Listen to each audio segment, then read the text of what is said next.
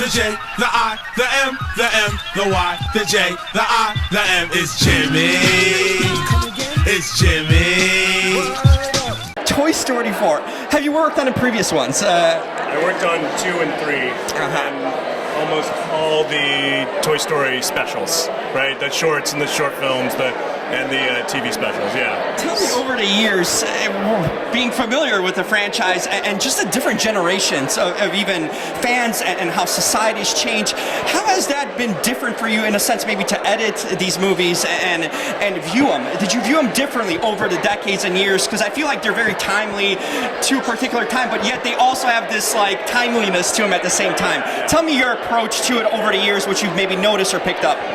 I think they all kind of need to feel like they're from the same universe and have a similar tone, but we did try and make each one feel individual and make each one be its own movie and have it stand on its own, you know.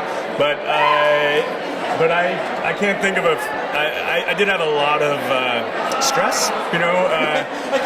It's such a high bar. Toy Story 3 was such an amazing film, and to have like more responsibility on this one, you know, it kept me up some nights. That's another. I'm sure there's so much good footage that we don't get to see in the final product. Maybe we'll get it in certain bonus features or not. How do you kind of go about cutting out, having to potentially cut out certain scenes that you might like, or stuff that we don't get to see that's also, you know, quality, and that, how do you approach that sort of aspect of it? Well, I think if you always keep your eyes on the main story, if you think like, this is Woody's story, this is the story that needs to be told, we need